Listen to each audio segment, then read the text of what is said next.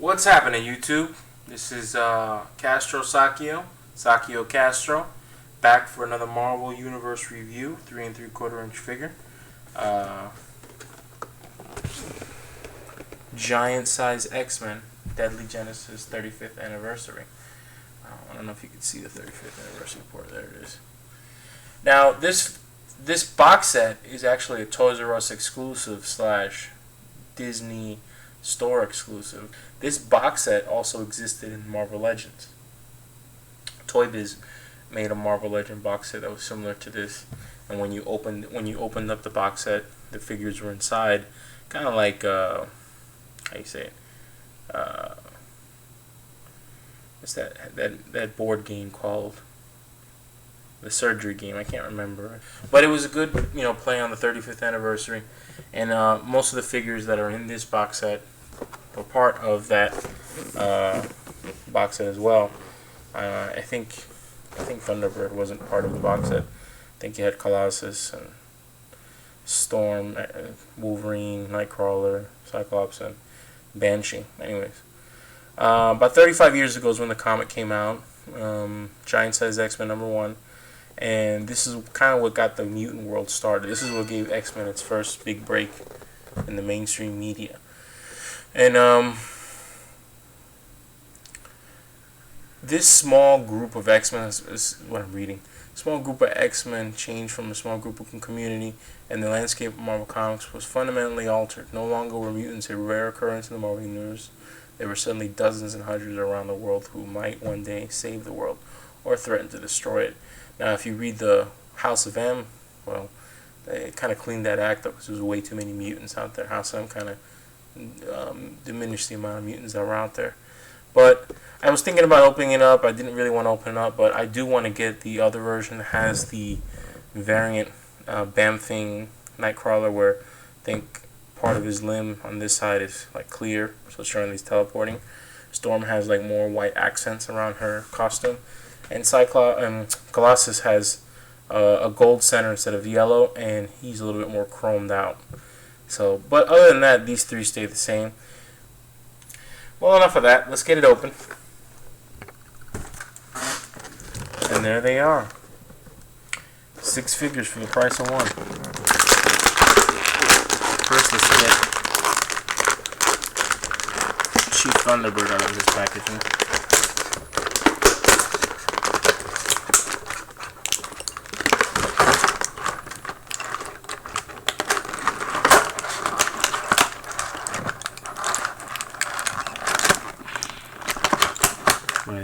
They really didn't want these things to come out.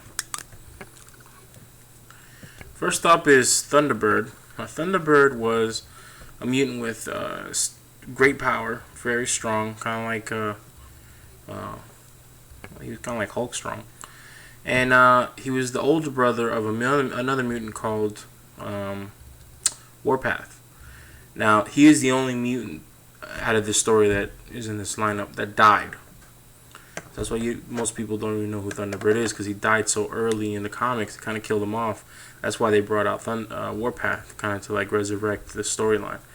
But let's review some of the articulation you've got here. You've got a ball jointed shoulder with a bicep swivel, single jointed elbow, has the wrist articulation, has the waist articulation, ball jointed thigh, no thigh swivel, ball jointed hip, double jointed knee, and of course it has the foot articulation, ankle swivel, and sits on a ball jointed head, but the hair kind of doesn't let it go. Essentially, this is the same buck as his brother Warpath, with the exception he's got the little frills down here, frills on his biceps. The pattern in the middle is different. The belt, the bandana with the feathers from the eagle, and that's Chief Warpath right there, or Chief Thunderbird. Sorry. Interesting thing. I mean, if you're keeping track of Native Americans in the Marvel lineup, somehow, some way, in another universe, Thunderbird was also a shaman from the Alpha Flight in another Marvel universe. You know how they have different worlds. Let's lower this down a little bit. There we go. Let's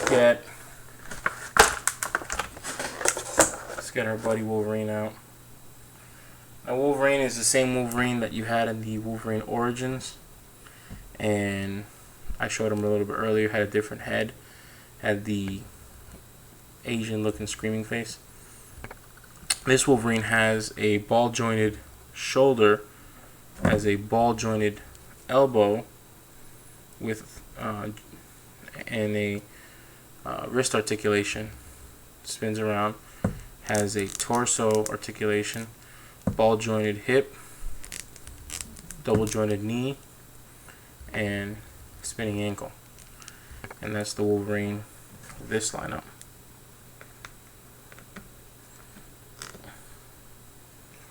So let's move him over here.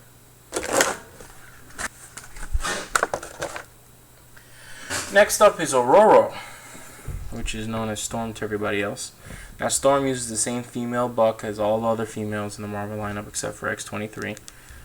She has a ball jointed hip, double jointed knee, and swivel in the ankle. She's got a ball jointed shoulder, single joint elbow, and wrist twist, but her problem is her cape. Of course, she's got a ball jointed head, but that's very tough to move because of the hair. And this cape is removable, but why would you want to remove such a thing? You know, it makes her look like a beetle. So, you know, she can't really lift her hands up because of her cape. And if you took her arms out of the little cape rings, she'd look kind of funny with these things hanging out. She's got the waist movement as well, the lower waist and the upper waist articulation. So let's put her on something.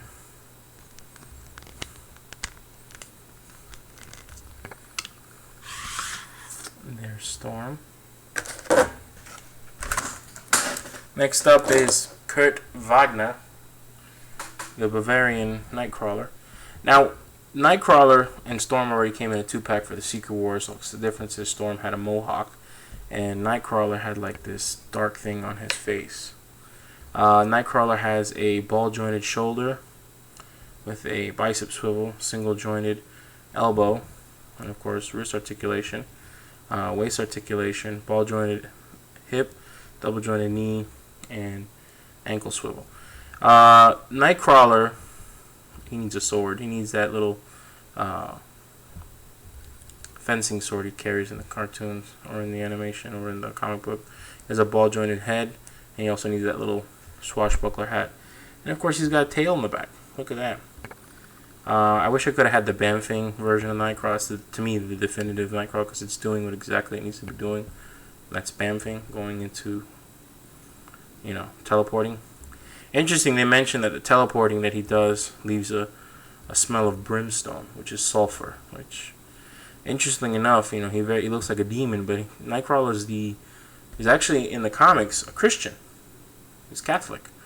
Nightcrawler says his prayers. Nightcrawler, he knows God, and I think Nightcrawler out of all the X-Men have the most positive outlook of his life. Because he understands that he had nothing. His mother, by the way, is Mystique. And his dad is Azrael. Now, I don't know if you guys know who Azrael is.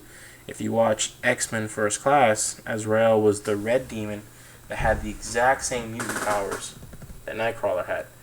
And apparently, the story goes that Nightcrawler's dad, which is Azrael, had the same abilities, but he was red. 3 fingers and everything. And he liked having children with mutant-looking women.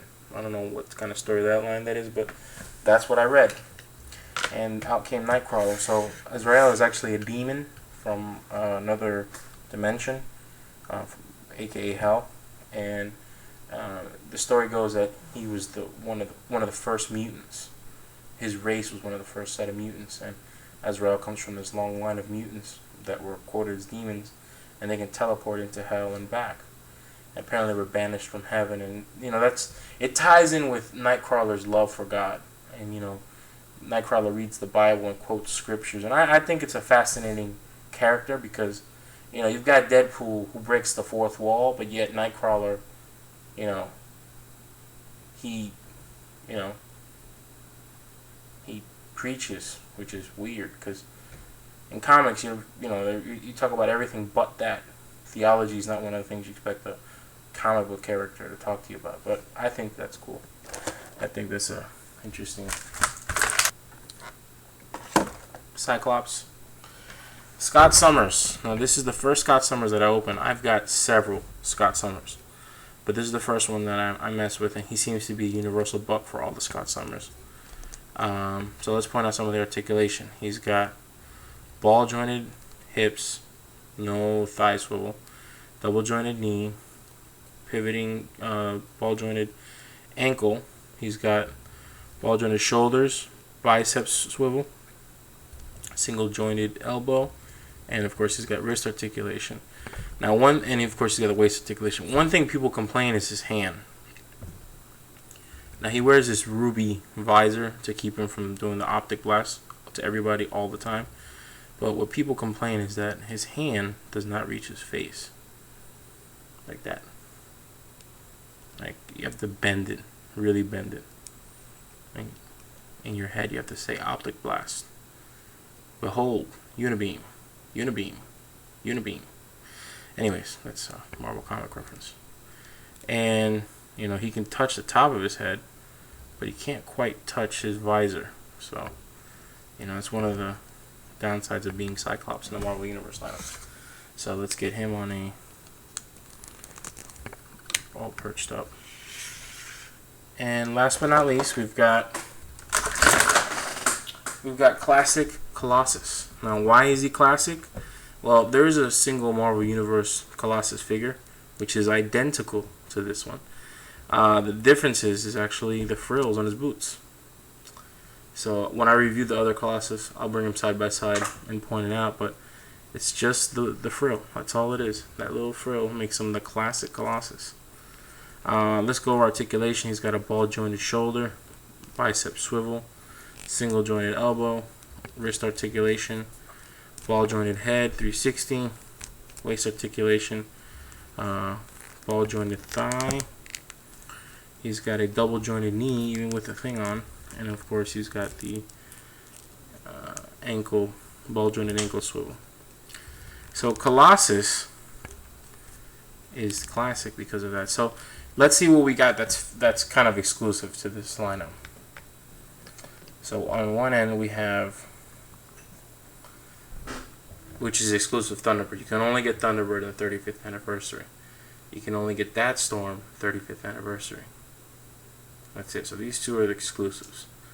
A variant Wolverine, a variant Kurt Wagner Nightcrawler, plus there's another variant on top of that I don't have. This Cyclops is there's 4 or 5 of them like this. One in the Secret Wars pack, one in the Greatest Team-Ups, I think, with Phoenix. And of course this is the Jim Lee version, which has the same body with just modifications to the costume. And then there's the Origins Wolverine one, which is a different buck, different body, different Cyclops, different head, but still an incarnation of the astonishing Cyclops. Then we have a variant of Colossus. Now there's 4 or 5 Colossus. This is one of them. In the 35th anniversary, there is a variant, like I said, has the gold center instead of the yellow, and it's got a little bit more blinged out metal on his body. There's the single carded Colossus, which doesn't have the frills on the boots. There's the other Colossus from the Wolverine Origins that has the frill, I think, and has a sledgehammer, but it's a little stockier and shorter. And then there's another one where he has the fastball attack from the Astonishing Colossus, or Astonishing X-Men. So I hope you enjoyed this review of the 35th anniversary X-Men pack.